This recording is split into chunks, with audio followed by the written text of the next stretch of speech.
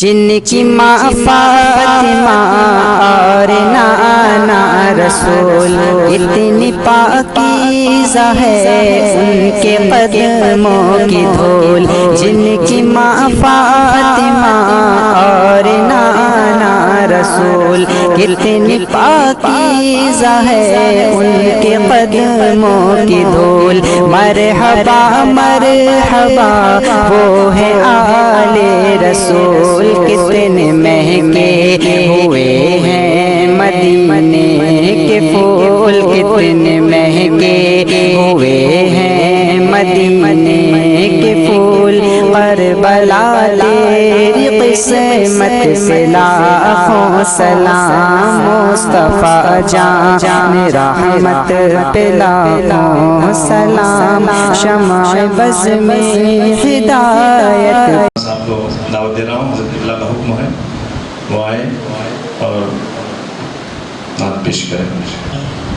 الحمدللہ وحدہ والصلاة والسلام علی من لا نبی بعدہ۔ اعوذ باللہ من الشیطان الرجیم، بسم اللہ الرحمن الرحیم۔ ولا تحسبن الذین قتلوا فی سبیل اللہ امواتا۔ وقال النبی صلی اللہ علیہ وسلم اللهم هؤلاء أهل بيتي ويطهرهم تطهيرا۔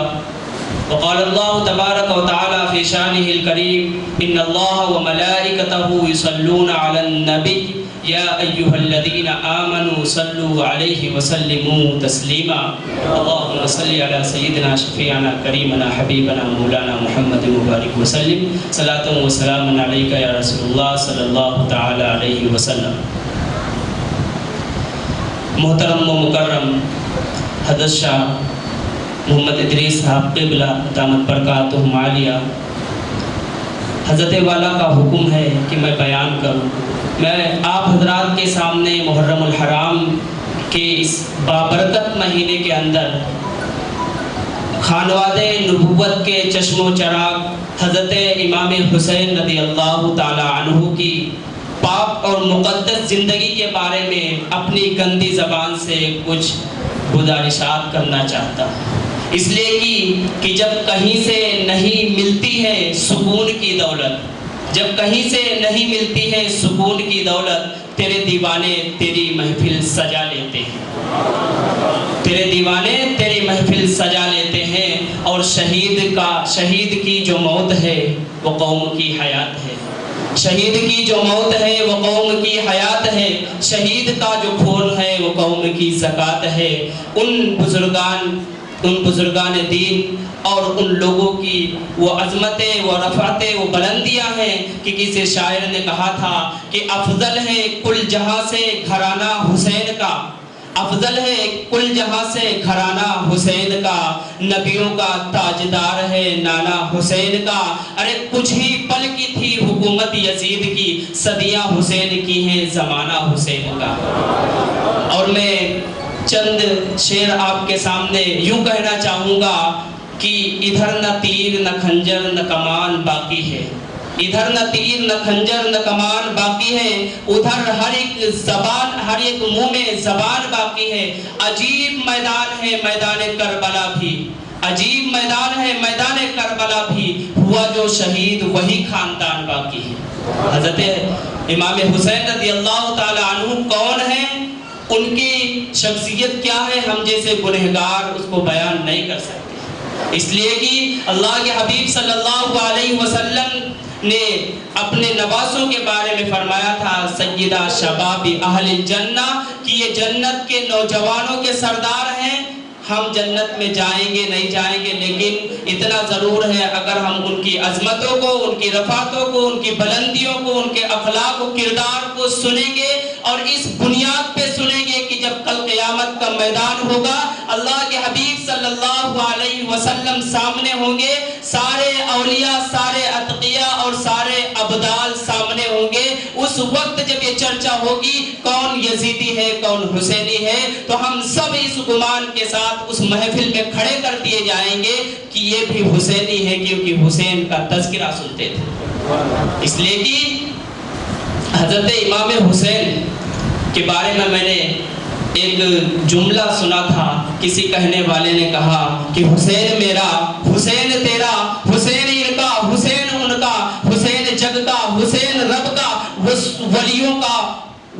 موتیوں کا، وہ سمندروں کا، وہ ولیوں کا، کلندروں کا. حسین کی وہ شخصیت ہے کہ حسین اگر شہید نہ ہوتا، حسین اگر شہید نہ ہوتا تو آج گھر گھر یزید ہوتا، نبی کی سنت آیا نہ ہوتی، خدا کے گھر میں اذان نہ ہوتی. میرے عزیز بزرگوں اور دوستوں، میں چھوٹی سی عمر میں آپ کے سامنے جو چند باتیں عرض کر رہا ہوں تو انہی درباروں کا اور انہی بزرگان دین کا، حضرت ہمارے شاہ ادریس صاحب قبلہ دامت برکاتہم عالیہ کی رحمتیں شفقتیں ہیں. اس لیے کہ حضرت ہمیں بچوں کی حیثیت سے لے کر کے چلتے ہیں، جو غلطی ہوتی ہے غلطی بتاتے ہیں. جس سائے میں ہم ہیں اس سائے کو ہم اپنی زندگی کا وہ درخت سمجھتے ہیں کہ اس درخت کے سائے سے ہم سایہ تو ضرور لیتے ہیں لیکن کبھی نہ کبھی ہم کو پھل بھی ملے گا. اس لیے کہ میرے عزیز بزرگوں اور دوستوں کہ اللہ کے حبیب صلی اللہ علیہ وسلم اس دنیا رنگ و بو میں جب تشریف لاتے ہیں، اس سلسلے کی آخری کڑی ہے جس کو اللہ تعالیٰ نے فرمایا کہ ہم تمہارے واسطے نبیوں کو ہدایت کے واسطے، نبیوں کو ہدایت دینے کے واسطے بھیجتے ہیں. اللہ کے حبیب صلی اللہ علیہ وسلم جب آتے ہیں تو قرآن کی آیت نازل ہوتی ہے، هو الذی ارسل رسولہ بالہدی ودین الحق لیظہرہ علی الدین کلہ.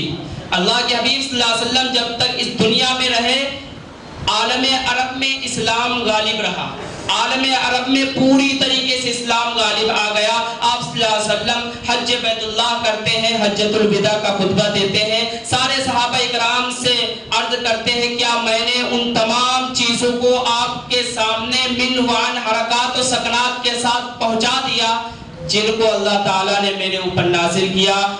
اللہ کے حبیب صلی اللہ علیہ وسلم کے ساتھیوں نے کہا یا رسول اللہ آپ نے اس سے کہیں بڑھ کر اس فریضے کو انجام دیا ہے. قرآن نے کہا لست علیہم بمسیطر الا من تولی وکفر، کہ اے نبی ہم نے قرآن آپ کے اوپر اس لیے نہیں نازل کیا کہ آپ جو ہے پریشان ہوں. آپ صلی اللہ علیہ وسلم دنیا سے 12 ربیع الاول کو اور سن 11 ہجری کو رخصت ہو جاتے ہیں. اب آپ صلی اللہ علیہ وسلم جب رخصت ہو گئے تو اس امت کے شیرازے کو لے کر کے آگے کون چلے گا، یہ مسئلہ کھڑا ہوا. دوسری طرف زکوٰۃ کے منکرین کھڑے ہو جاتے ہیں اور کچھ لوگ کھڑے ہو جاتے ہیں کہ آپ صلی اللہ علیہ وسلم نبی تھے لیکن آخری نبی نہیں تھے، لہذا نبی بھی کھڑے ہو جاتے ہیں مسیلمہ کذاب کی شکل و صورت میں. آپ صلی اللہ علیہ وسلم کے جو سب سے قریبی ساتھی تھے حضرت سیدنا صدیق اکبر رضی اللہ تعالی عنہ، ان کو جب یہ خبر ہوتی ہے تو حجرہ عائشہ میں آتے ہیں، اپنے ساتھی یعنی رسول اللہ صلی اللہ علیہ وسلم کے سر مبارک کو بوسہ دیتے ہیں اور دعا کرتے ہیں کہ رب العالمین آپ جس حالت میں مجھے رکھیں گے میں اس پہ خوش ہوں. حضرت سیدنا صدیق اکبر رضی اللہ تعالی عنہ سارے صحابہ اکرام کے اصرار پر مسجد نبوی میں آتے ہیں. اب یہاں پہ میں حضرت حسنین کریمین کی فضیلت بتانا چاہتا ہوں کہ وہ منبر رسول پہ بیٹھ نہیں رہے، سارے صحابہ اکرام عرض کر رہے ہیں سیدنا صدیق اکبر آپ ہی ہیں جو اس امت کو لے کر کے آگے چلیں گے، آپ ہی اس امت کو سنوار سکتے ہیں. سیدنا صدیق اکبر منبر رسول کے سامنے کھڑے ہیں، یوں دیکھ رہے ہیں، ادھر دیکھتے حضرت حسنین کریمین نظر نہیں آئے، ادھر دیکھتے حضرت حسنین کریمین نظر نہیں آئے. انہوں نے عرض کیا کہ ساتھیوں مجھے وہ دو پھول نظر نہیں آتے جن کو آپ صلی اللہ علیہ وسلم سونگ کر کے خوشبو لیا کرتے تھے، سونگ کر کے خوشبو لیا کرتے تھے. میں وہ فضیلت بتا رہا ہوں کہ حضرت حسنین کریمین کی وہ فضیلت جو صحابہ اکرام نے ہم کو بتائی، ورنہ لوگ آپ صلی اللہ علیہ وسلم کے کندھے مبارکہ پر جب سوار ہوتے تھے حضرت حسنین کریمین اس حدیث کو لے کر کے میدان کربلا میں پہنچ جاتے ہیں. آخر جو 6 سالہ زندگی آپ صلی اللہ علیہ وسلم کے ساتھ گزاری اور میدان کربلا میں چند دن گزارے، بیچ کی زندگی حضرت حسنین کریمین کی کہاں گئی؟ تو میں وہ چیز آپ کو بتانا چاہتا ہوں. حضرت سیدنا صدیق اکبر حضرت حسن کو دائیں بازو، حضرت حسین کو بائیں بازو بٹھاتے ہیں اور کہتے ہیں لوگوں میں خطبہ محمد رسول اللہ کا غلام دوں گا اور اگر کسی کو رسول اللہ کا چہرہ دیکھنا ہے تو ان نواسوں کو دیکھ لینا، ان نواسوں کو دیکھ لینا. یہ سیدنا صدیق اکبر کی شخصیت جن کو کہا گیا، قرآن نے کہا لا تحزن ان اللہ معنا، جب غار ہرا کے اندر رسول اللہ تھے اور آپ کے ساتھی سیدنا صدیق اکبر، 2 شخصیتیں تھی. سیدنا صدیق اکبر کو سانپ ڈس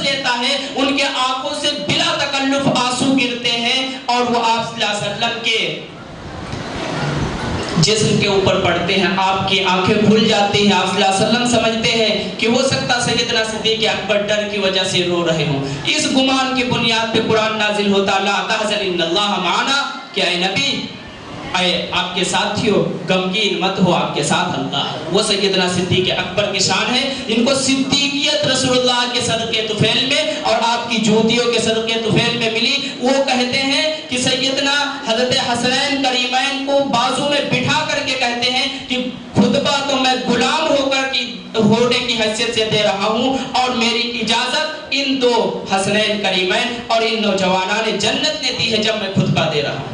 उससे भी आगे चलिए, सैयदना सिद्दीक़ अकबर रज़ियल्लाहु ताला अन्हु करीब 2 साल 3 महीने कुछ दिन तक खिलाफत के मनसब पर फाइज रहते हैं और पूरी उम्मत को लेकर के आगे बढ़ते रहते हैं।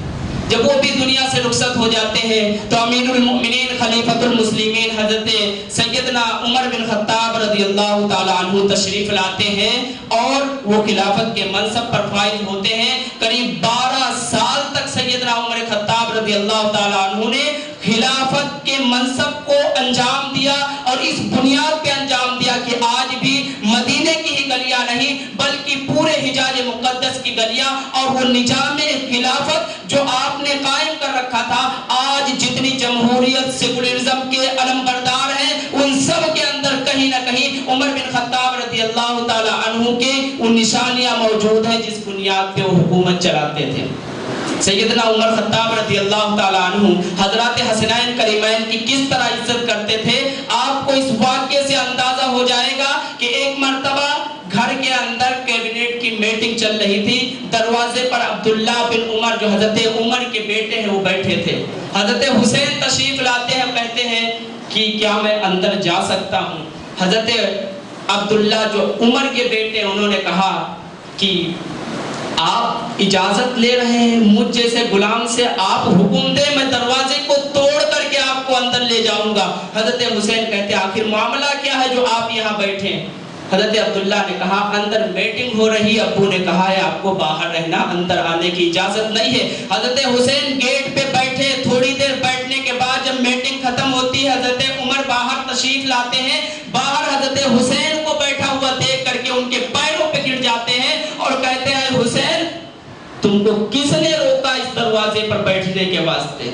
हजरत हुसैन अगर उस दिन जबान भी हिला देते कि हजरत अब्दुल्ला ने कहा तो हजरत अब्दुल्ला की क्या खैर होती वही जानते। हजरत हुसैन ने कहा कि अमीरुल मोमिनीन अब्दुल्ला को जब अंदर जाने की इजाजत नहीं है तो अली के बेटे हुसैन को अंदर जाने की इजाजत कहाँ होगी। अली के बेटे हजरत हुसैन को अंदर जाने की इजाजत कहाँ होगी। हजरत उमर बिन खत्ताब रज़ियल्लाहु ताला अन्हु ने कहा कि मैं वो उमर हूँ जिसको सही तरीके से ऊंटों को बांधना भी नहीं आता था। आपके नाना की जूतियों की बदौलत उमर को उमर नसीब हुआ, मतलब मुझे नसीब हुआ, मुझे अक्ले सलीम आई, मैं दायरे इस्लाम में दाखिल हुआ। ये कानून मेरे बेटे के लिए है लेकिन हजरत हुसैन के लिए कानून नहीं है। हजरत हुसैन को कहते हैं कि आप जब चाहें जहां चाहें जिस वक्त चाहें आपको आने की इजाजत नहीं है। 62 लाख मुरब्बा मील का हुक्मरा आप हुक्म देके पैदल नहीं बल्कि घुटनों के बल दौड़ता हुआ आपके कदमों में आएगा। ये हजरत हुसैन की शख्सियत है, उन सहाबा इकराम ने हमें बताया। हजरत अब्दुल्ला बिन उमर, हजरत हुसैन हम उमर हैं, गलियों में मदीने की गलियों में फिर रहे हैं। हजरत अबू बकर गुजर गए, आप सल्लल्लाहु अलैहि वसल्लम गुजर गए, हजरत उमर बिन खत्ताब का दौरे खिलाफत है। हजरत अब्दुल्ला जो हजरत उमर के बेटे हजरत हुसैन से आपस में कुछ बातें होती हैं। हजरत हुसैन कहते हैं कि अब्दुल्ला ज्यादा गुमान मत करो, तुम तो हमारे गुलाम हो, तुम तो हमारे गुलाम हो। हजरत अब्दुल्ला को ये बात दिल पे लगती है, वो जाकर के अपने वालिद मोहतरम हजरत अमीरुल मोमिनीन उमर बिन खत्ताब को कहते हैं कि आय अमीरुल मोमिनीन मुझे हुसैन इब्ने अली रज़ियल्लाहु ताला अन्हुमा ने ये जुमला कहा है कि तुम हमारे गुलाम हो। हजरत हुसैन हजरत अब्दुल्ला समझे कि आज तो कैबिनेट की मीटिंग होगी और अपने बेटे के वास्ते फैसला आएगा कि अगर मेरे बेटे के खिलाफ कोई फैसला करेगा या कोई अनाप शराब बोलेगा तो उसकी खैर नहीं। हजरत अब्दुल्ला इस गुमान में थे। हजरत उमर ने कहा अब्दुल्ला जाओ हजरत हुसैन से एक पर्चा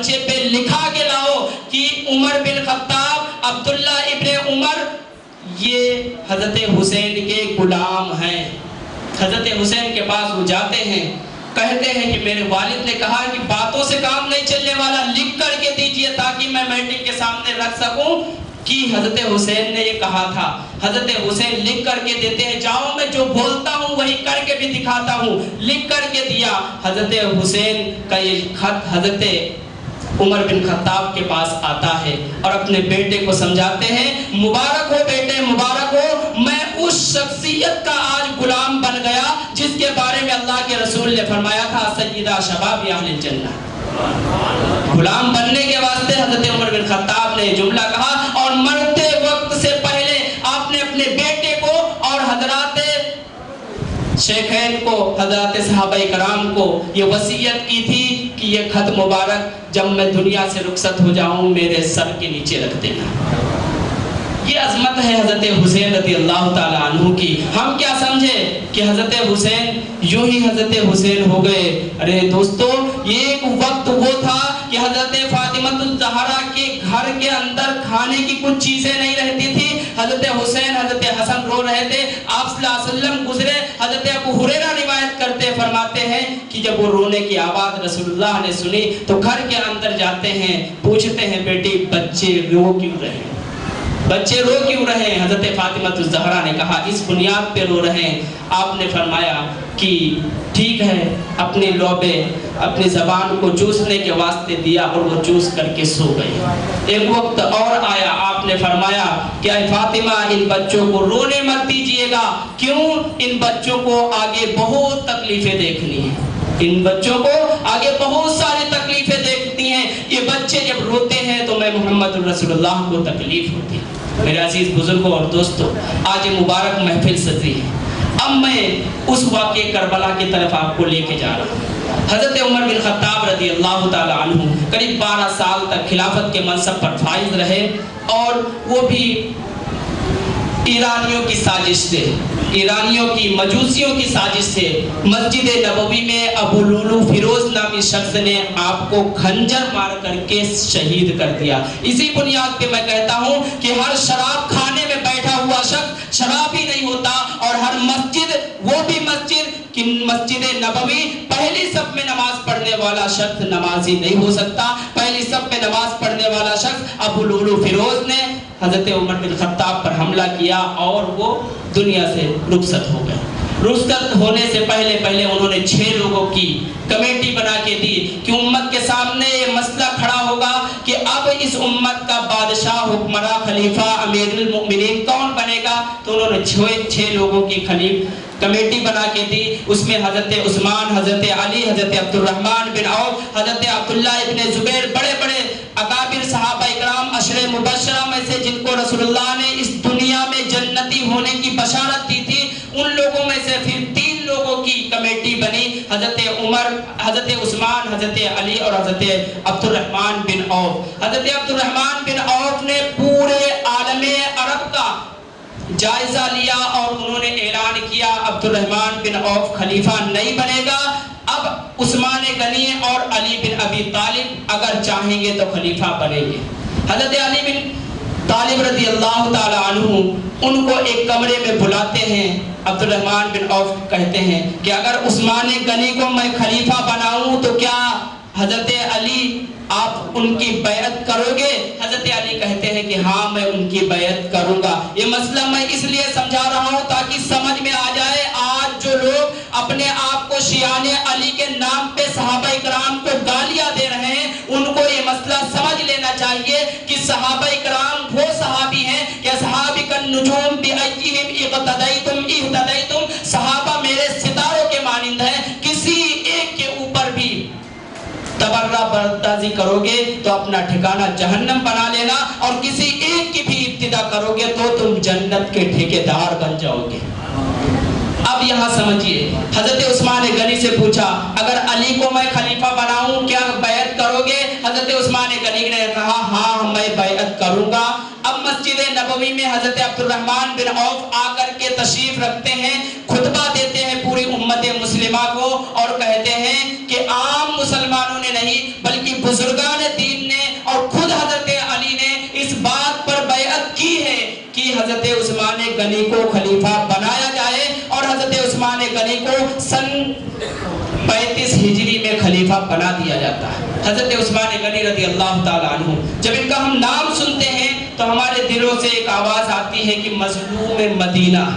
मदीना तैयबा के अंदर मस्जिद नबवी की सबसे पहले तौसी कराने वाला ये शख्स था। मदीना तैयबा के अंदर पानी का नज़्म व नस्ख नहीं था। कुएं को खरीद करके उम्मत मुस्लिमा के ऊपर रहम करम का मामला करने वाला ये शख्स था। और इसी शख्स के ऊपर एक वक्त वो आता है, उन्हीं ईरानियों ने, उन्हीं बलवाइयों ने, जिन लोगों के अंदर ये दर्द था कि हजरत अबू बकर के जाने के बाद दीन खत्म हो जाना चाहिए था। हजरत उमर खत्ताब रज़ियल्लाहु ताला अन्हु के जाने की बुनियाद पे दीन खत्म हो जाना चाहिए था। उनकी बुनियाद पे रोम और फारस क्यों फतेह हुआ? ये जो जलन उनके अंदर थी, ये जलन नहीं मिट रही थी। इसी जलन की बुनियाद पे हजरत उमर खत्ताब को शहीद किया गया था। हजरत उस्मान गनी रज़ी अल्लाह ताला अन्हु उसी शान व शौकत के साथ 62,000 मुरब्बा मील की हुक्मरानी करते हैं। और एक वक्त वो आता है कि वो बलवाई आकर के मस्जिद नबवी का घेराव कर लेते हैं। हजरत उस्मान गनी के घर को घेराव करते हैं। करीब 40 दिन तक खाना पानी सब कुछ बंद कर दिया गया हजरत उस्मान गनी के ऊपर। और बाकी सहाबा इकराम आपसे आकर के इजाजत चाहते थे कि आप हमको हुक्म दीजिए, हम इन बलवाइयों को मदीना तैयबा से निकाल करके बाहर कर देंगे। लेकिन आप फरमाते थे, मुझे रसूलुल्लाह ने ये हुक्म दिया था कि ऐ उस्मान, आपको उम्मत एक कमीज पहनाएगी, कुछ बलवाई आएंगे, कुछ शिद्दत पसंद लोग आएंगे और वो कमीज आपके जिस्म से उतारना चाहेंगे, लेकिन वो कमीज उतारना नहीं। वो कमीज क्या थी? वो खिलाफत का मनसब था। वो कमीज क्या थी? वो खिलाफत का मनसब था। अगर उमर हजरत उस्मान गनी उनकी बुनियाद पे वो खिलाफत छोड़ देते, उनका मुतालबा था कि खिलाफत तुम छोड़ दो, हजरत उस्मान गनी अब इस लायक नहीं रहे कि वो नमाज पढ़ाएं। मस्जिद नबवी की जो सबसे पहले बुनियाद रखवाने वाला शख्स था, मस्जिद नबवी की जमीन खरीद करके देने वाला जो शख्स था, उस शख्स के ऊपर ये पाबंदी लगा दी गई थी कि मस्जिद नबवी में नमाज नहीं पढ़ सकते। अब हजरत उस्मान गनी रज़ी अल्लाह ताला अन्हु की हिफाजत करने वाले हजरत अब्दुल्लाह इब्न अब्बास थे, हजरत अब्दुल्लाह इब्न उमर थे, हजरत हसनैन करीमैन थे, हजरत अली रज़ी अल्लाह ताला अन्हु खुद थे। लेकिन अब सवाल पैदा होगा, जो शेरे खुदा है और जो नौजवानाने जन्नत है, इनके अंदर क्या है? ताकत नहीं थी कि उन बलवाइयों को भगा सके। लेकिन मसला ये है, जिसके हाथ पर हमने बैअत की है तो ये अहद कर रखा है कि जब तक हम मरेंगे उसके हुक्म पर मरेंगे, उसके हुक्म के खिलाफ वर्जी नहीं कर सकते। ये सहाबा इकराम खड़े होकर के सिर्फ और सिर्फ हिफाजत कर रहे हैं। अब वो बलवाई पीछे के रास्ते से आकर के हजरत उस्मान गनी रज़ी अल्लाह ताला अन्हु को सन 45 हिजरी में शहीद कर देते हैं। जब शहीद हो गए तो उनकी बीवी चीख करके चिल्ला करके पुकारती हैं कि मुसलमानों, आपके खलीफा को शहीद कर दिया गया। हजरत उस्मान गनी भी दुनिया से रुखसत हुए। हजरत अली रज़ी अल्लाह ताला अन्हु खलीफा बनाए गए। आप भी करीब 4 साल 4.5 साल तक खलीफा रहे। आपको भी इन्हीं बलवाइयों ने कूफे की जामा मस्जिद में नमाज पढ़ने की हालत में फजर की नमाज में शहीद कर दिया था। सवाल ये खड़ा होता है कि जब ये बलवाई आपस की बुनियाद पर नहीं, उस बुनियाद पे जो हसद और जलन की बुनियाद पे था, कुरान ने कहा वलन तरदा अनकल यहूद वलन नसारा हत्ता तत्तबिअ मिल्लतहुम, कि यहूद और नसारा उस वक्त तक तुमसे राजी नहीं हो सकते जब तक दीन मुहम्मदी को तुम छोड़ न दो। ये जलन इनके अंदर थी।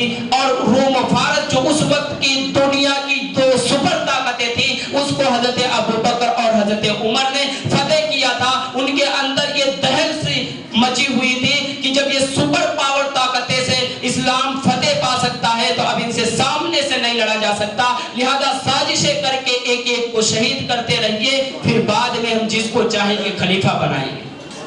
ये सिलसिला आज का नहीं, काफी दिनों से चलता रहा। हजरत अली रज़ी अल्लाह ताला अन्हु को भी शहीद कर दिया गया। अब हजरत अली भी जब दुनिया से रुखसत हो गए तो हजरत हसन रज़ी अल्लाह ताला अन्हु 6 महीने के लिए खलीफा बनते हैं और अपने चचा हजरत मुआविया रज़ी अल्लाह ताला अन्हु के हाथों पर जा करके सन 41 हिजरी में بیعت کرتے ہیں اور کہتے ہیں چچا اب پوری امت کا سرجا آپ لے کر کے چلیے. یہاں تک امت چلتی رہی لیکن ان بلوائیوں نے جو ابتدا کی تھی رسول اللہ صلی اللہ علیہ وسلم کو دنیا سے ختم کرنے کی, اس میں کامیاب نہیں ہوئے.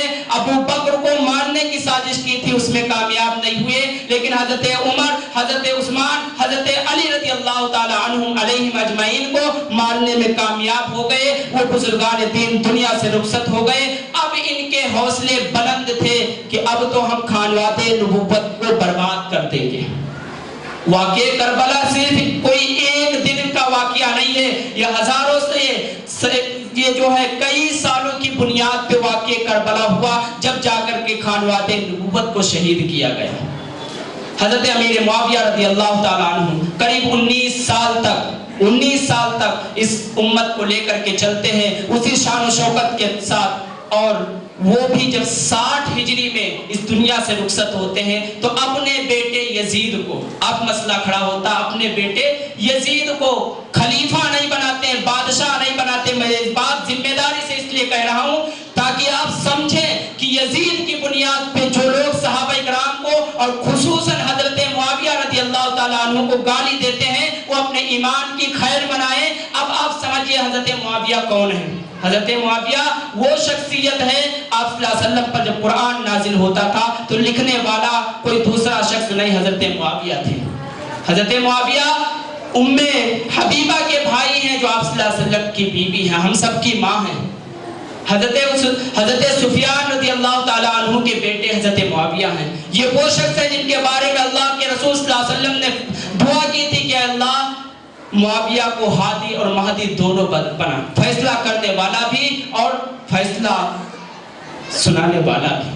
یہ حضرت معاویہ ہیں, ان کے بیٹے یزید ہیں. اب مسئلہ کھڑا ہوتا ہے کہ یزید نے کیوں غداری کی. حضرت معاویہ رضی اللہ تعالیٰ عنہ نے وصیت کی کہ بیٹا تو میرے راستے سے ہٹا ہوا ہے, تو میرا خونی رشتہ دار تو ہو سکتا ہے لیکن حقیقی رشتہ دار نہیں ہے, لہذا تم کو اگر امت بادشاہ بنانے کی سوچے بھی تو حضرت حسین, حضرت عبداللہ ابن عمر, حضرت عبداللہ ابن عباس, حضرت ابو بکر جو حضرت عبد الرحمن بن ابی بکر ہیں, ان سے پوچھ لینا اگر یہ بیعت کرے تب جا کر کے بیعت کرنا, ورنہ نہیں کرنا, ورنہ بادشاہ نہیں بننا. یہ حضرت معاویہ کی اپنے بیٹے کو اور پوری کیبنٹ کو یہ وصیت تھی کہ اس کو بادشاہ نہیں بنانا, لیکن وہی بنوائی جو حضرت عمر کو شہید کرنے والے تھے, حضرت عثمان کو شہید کرنے والے تھے, حضرت علی کو شہید کرنے والے تھے, حضرت حسن کو زہر دے کر کے شہید کرنے والے تھے, اور حضرت حسن کے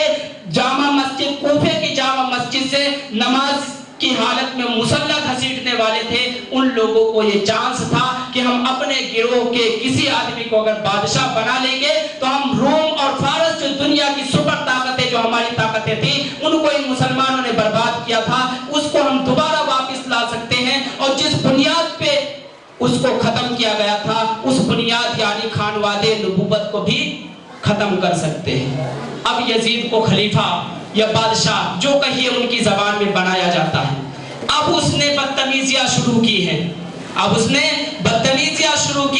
اور جا کر کے سب سے پہلے اس نے حکم نامہ دیا کہ مدینہ طیبہ کے اندر جو اکابر صحابہ ہیں خصوصاً عبداللہ ابن عمر, حضرت حسین بن علی رضی اللہ تعالیٰ عنہ, عبداللہ ابن عباس, عبداللہ ابن زبیر اور عبد الرحمن بن ابی بکر, ان سے خلافت لی جائے. قریب رات کے 11 بجے ان کے پاس حکم جاتا ہے کہ آپ کو گورنر نے بلایا ہے. حضرت عبداللہ ابن عباس جو آپ کے حضرت علی کے بھائی ہیں اور حضرت حسین کے چچا ہیں, وہ کہتے ہیں بھتیجے حسین اگر تم کو گورنر نے رات کے اندھیرے میں بلایا ہے تو کچھ کارن ہوگا, اس لیے ابھی نہیں جانا. مسجد نبوی میں حضرت عبداللہ ابن زبیر اور حضرت حسین بیٹھے ہوئے تھے. اب جا کر کے 15-20 ساتھیوں کو لیتے ہیں, جا کر کے گورنر سے بات کرتے ہیں کہ معاملہ کیا ہے. حضرت حسین پہلے ہی اعلان کر چکے معاملہ صرف یہ ہے کہ حضرت معاویہ رضی اللہ تعالیٰ عنہ دنیا سے رخصت ہو گئے. یزید چاہتا ہے کہ یہ لوگ بیعت کر لیں, اور بیعت اس بنیاد پہ کرانا چاہتا تھا. مسئلہ لڑائی کا, حکومت کا, خلافت کا نہیں تھا, مسئلہ یہ تھا بیعت اس بنیاد پہ لینا چاہتا تھا کہ اگر حضرت حسین بن علی بیعت کر لیں گے تو ہم جا کر کے پورے جب حضرت حسین بن علی ہمارے ہاتھ پہ بیعت کرتے ہیں تو تم لوگ کیا ہو؟ ہماری خلافت قائم ہو جائے گی، بادشاہت مل جائے گی۔ حضرت حسین انکار کرتے ہیں اور مدینہ طیبہ آ جاتے ہیں۔ مدینہ طیبہ جب پہنچتے ہیں تو وہاں پر کوفہ جانے کی پلاننگ کرتے ہیں کہ ہم جا کر کے دو ٹوک اس سے ملیں گے، بات کریں گے کہ معاملہ آخر کیا ہے، کیوں مسلمانوں کو اسلام پر باقی رکھنا نہیں چاہتے۔ اور ادھر سے کوفی وہی بنوائی جنہوں نے عمر، عثمان، علی رضی اللہ تعالیٰ عنہم اجمعین کو شہید کیا تھا، وہ خطوط پہ خطوط بھیجے جا رہے ہیں کہ حسین بن علی اگر آپ نہیں آئیں گے تو کل ہم قیامت کے میدان میں رسول اللہ کے سامنے، آپ کے سامنے یہ کہیں گے کہ آپ کے نواسے موجود تھے اور ظالم حکمراں ہم کو اسلام پر چلنا نہیں دیتے تھے، ہم کو عمل نہیں کرنے دیتے تھے، لہذا اس وقت آپ کیا جواب دیں گے آپ سوچ کر کے رکھیے گا۔ اب حضرت حسین رضی اللہ تعالیٰ عنہ مکہ المکرمہ سے کوفہ جانے کی پلاننگ کرتے ہیں۔ آپ کے چچا، آپ کے گھرانے کے لوگ آتے ہیں، کہتے ہیں کہ کوفے والے غدار ہیں، آپ کے والد محترم کو شہید کیا اور آپ کے بھائی حضرت حسن کو زہر دے کر ذلیل کیا تھا۔ یوں کہا تھا کہ حضرت معاویہ سے جو آپ نے بیعت کی ہے، امت مسلمہ کے چہرے کو داغدار کیا ہے، آپ نماز پڑھانے کے لائق نہیں ہیں۔ کوفے کی جامع مسجد میں پیروں کے تلے سے مسلح گھسیٹنے والے یہی نام نہاد مسلمان تھے۔ حضرت عبداللہ ابن عباس کہتے ہیں کہ آپ کو جانا نہیں ہے۔ حضرت حسین رضی اللہ تعالیٰ عنہ کہتے ہیں کہ میں جاؤں گا، اللہ کا جو فیصلہ ہے وہی ہوگا۔ میں چاہتا ہوں کہ دنیا میں وفا کا نام رہ جائے، میں چاہتا ہوں کہ دنیا میں وفا کا نام رہ جائے، میں رہوں یا نہ رہوں مگر عظمت اسلام رہ جائے، یہ حضرت حسین نے کہا۔ اور حضرت عبداللہ ابن عباس اور آپ کے چاہنے والوں نے دعا پڑھی، انا للہ و انا الیہ راجعون، کہ لوگوں خانواد نبوت کی اگر زیارت کرنا ہے تو آ کر کے زیارت کر لو، یہ قافلہ کوفے سے دوبارہ واپس نہیں آئے گا۔ اب حضرت حسین رضی اللہ تعالیٰ عنہ چلتے ہیں، اس سے پہلے حضرت مسلم بن عقیل کو بھیجا تھا کہ کوفے کی جامع مسجد میں جا کر کے دیکھیے کہ وہاں کے حالات کیا ہیں۔ حضرت مسلم بن عقیل کے ہاتھوں پر قریب 40,40,000 مسلمانوں نے بیعت کی تھی اور اس وقت کے گورنر حضرت بشیر رضی اللہ تعالیٰ عنہ تھے، ان کو یزید نے معزول کر دیا تھا، ایک ظالم اور جابر حکمراں کو مسلط کیا تھا جس کا نام عبید اللہ ابن زیاد ہے۔ حضرت حسین رضی اللہ تعالیٰ عنہ جب میدان کربلا تک پہنچتے ہیں، میدان کربلا میں اب وہاں پہ حضرت حسین نے صرف ایک انسان سے نہیں بلکہ 20، 22، 23 ہزار کی لشکر سے پورے خطاب کیا کہ لوگوں مجھے پہچانو، میں اس نبی کا نواسا ہوں کہ جن کے صدقے میں تم دنیا پہ آئے ہو، میں اس نبی کا نواسا ہوں کہ اللہ کے بعد اس کا نام لیا جاتا ہے، میں اس نبی کا نواسا ہوں کہ جس گھر میں قرآن نازل ہوتا تھا ساری وصیتیں، ساری نصیحتیں ان ظالموں کو بتائی لیکن کوئی اثر نہیں ہوا۔ صرف ایک شخص جو گورنر تھا حر بن یزید، وہ آ کر کے حضرت حسین کے پاس آ جاتا ہے۔ اب حضرت حسین رضی اللہ تعالیٰ عنہ کے پیچھے یہ ظالم نماز بھی پڑھتے تھے، 3 مرتبہ انہی ظالموں نے حضرت حسین کے پیچھے ابتدا میں نماز پڑھی۔ جب وہ بیان کر رہے تھے کہ لوگوں میری حیثیت کو پہچانو تو انہی میں سے ایک سعد بن عمر یہ کھڑا ہو کر کے کہتا ہے، عمر بن سعد کھڑا ہوتا ہے کہ حضرت حسین بیان ذرا جلدی کیجئے، جمعہ کی نماز کا ٹائم ہو رہا ہے۔ یہ اس وقت کی حالت تھی۔ حضرت حسین رضی اللہ تعالیٰ عنہ ان ظالموں کو بتاتے ہیں لیکن ان کے اوپر کوئی اثر نہیں ہوتا۔ حضرت حسین کے ساتھ آپ کے 4 بھائی اور تھے جو حضرت علی رضی اللہ تعالیٰ عنہ کی دوسری بیویوں سے تھے، جن کا نام ابو بکر بن علی، عثمان بن علی، عبداللہ بن علی، یہ اکابر صحابہ اکرام تھے۔ ان لوگوں نے جب حضرت حسین سے کہا کہ اب معاملہ کیا ہوگا، آپ نے کہا بلا تکلف میدان کربلا میں جائیں گے، جو ہوگا خدا کا فیصلہ اور جو ہوگا ہم اسی کے راضی ہیں۔ اب حضرت حسین رضی اللہ تعالیٰ عنہ جمعے کی نماز پڑھا کر کے میدان کربلا میں جاتے ہیں اور آپ کو بھی شہید کر دیا جاتا ہے۔ اس کے بعد جو شہید کرنے والے لوگ ہیں ان کے ساتھ کیا معاملہ ہوا، اس کو بھی ذرا 2-4 منٹ میں آپ سن لیجئے، تاکہ یہ حقیقت سامنے آ جائے کہ ظالم جب ظلم کرتا ہے وہ سمجھتا ہے کہ مجھ سے بڑا کوئی نہیں ہے، لیکن خدا کا ہاتھ، انصاف کا ہاتھ آپ کے سامنے نہیں، بلکہ اس وقت کی تاریخ گواہ تھی کہ حضرت حسین رضی اللہ تعالیٰ عنہ کو جب سن 60 ہجری 10 محرم الحرام کو قریب پانی 3 دن کے پیاسے لوگوں کو شہید کیا گیا، اور اس خانواد نبوت کو شہید کیا گیا کہ جن کے بارے میں اللہ کے حبیب صلی اللہ علیہ وسلم فرماتے ہیں کہ جو لوگ مجھ سے محبت رکھنا چاہتے ہیں میرے اہل بیت سے محبت کریں۔ اہل بیت سے وہ تمام سید، اصلی سید آ جاتے ہیں جو اس دور کے تھے یا آج کے دور کے ہیں۔ آپ صلی اللہ علیہ وسلم فرماتے ہیں اگر ان سے محبت ہے تو مجھ سے محبت ہے، اسی پہ امید رکھنا کہ کل قیامت کے دن میں رسول اللہ آپ کی سفارش کروں گا۔ حضرت حسین رضی اللہ تعالیٰ عنہ اور آپ کے ساتھیوں کو شہید کر کے یزید کے دربار میں لے جایا جاتا ہے۔ یزید کے سامنے آپ کے سر مبارک کو رکھا تھا، اس نے ظالم نے چھڑی سے آپ کے لبوں کے اوپر پھیرنا شروع کیا۔ ایک صحابی رسول کونے سے کھڑے ہوتے ہیں، وہ ظالم شخص، میں نے ان لبوں کو رسول اللہ کو چومتے ہوئے دیکھا تھا، ان لبوں سے اپنی چھڑی کو ہٹا لے ورنہ وہ قیامت آئے گی کہ تاریخ گواہ رہے گی کہ جس وقت حضرت حسین کو شہید کیا گیا تھا کیا ہوا تھا۔ لیکن میرے عزیز بزرگوں اور دوستوں، یہی پہ معاملہ ختم نہیں ہوتا۔ حضرت حسین کو پھر یزید کے دربار بھیجا جاتا، وہاں بھی جا کر کے یہی معاملہ ہوتا۔ وہاں بھی ایک زید بن ارقم رضی اللہ تعالیٰ عنہ وہ صحابی تھے کہ جب آپ صلی اللہ علیہ وسلم کو مکہ المکرمہ کے اندر اذان نماز کی پابندی تھی، اس وقت جس گھر میں آپ نماز پڑھتے تھے جس کو دار ارقم کہا جاتا ہے، اس گھر کے مالک حضرت زید بن ارقم یزید کے دربار میں تھے اور کہتے ہیں کہ ظالم شخص جو تو نے کیا ہے تیری ہی نسلیں تیرا ساتھ نہیں دے گی۔ حضرت زینب بن علی رضی اللہ تعالیٰ عنہ انہوں نے وہ خطبہ دیا کہ ایک نابینا صحابی بیٹھے ہوئے تھے اور انہوں نے کہا کیا میں خواب دیکھ رہا ہوں کہ علی دربار میں آ گئے ہیں، کیا میں خواب دیکھ رہا ہوں کہ علی دربار میں آ گئے ہیں، اس لیے کہ حضرت زینب کو حضرت حسین نے وہ وصیت کی تھی کہ بہن میں تو خدا کے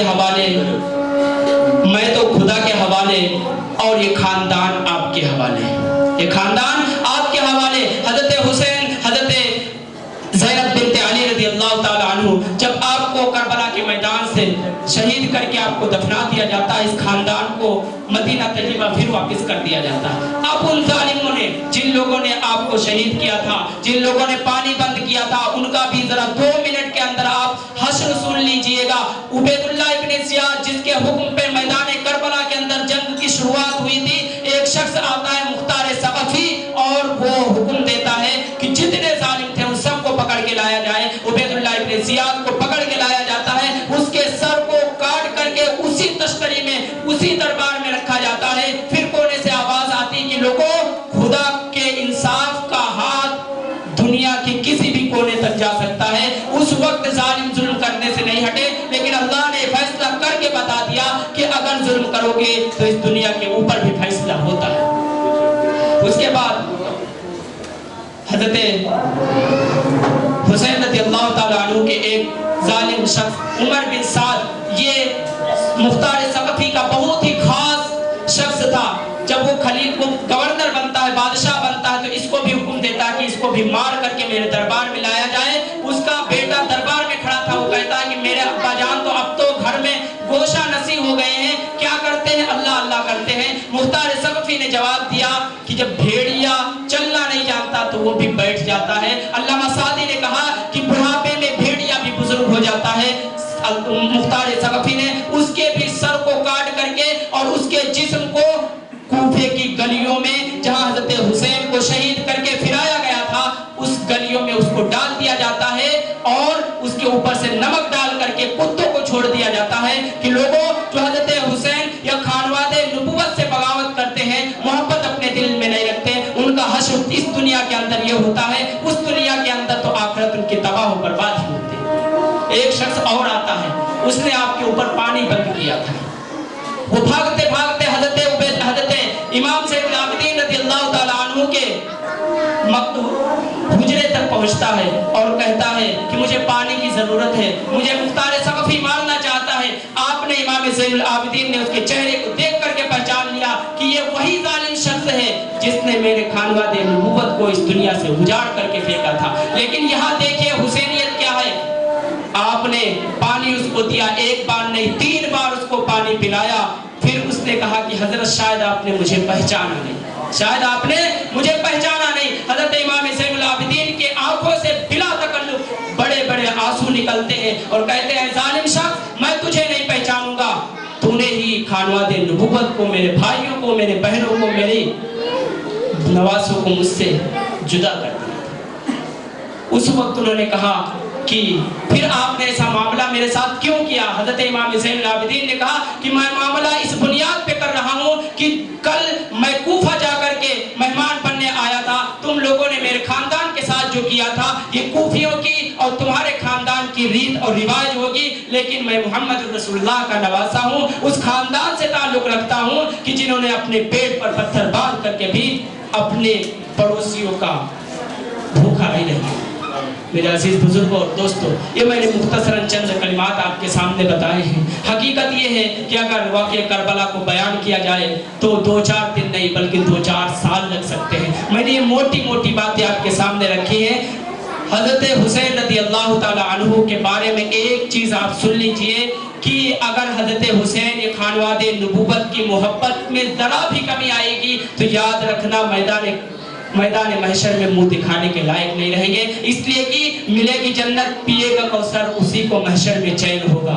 ملے گی جنت پیے گا کوثر اسی کو محشر میں چین ہوگا. نبی محبت کریں گے اس سے کہ جس کے دل میں حسین ہوگا. میرے عزیز بزرگوں اور دوستوں، ہم سب یہ دعا کریں کہ اللہ تعالی ہم سب کا حشر حضرت حسین کے ساتھ فرمائے اور یزیدیوں کے اوپر لعنت ہو.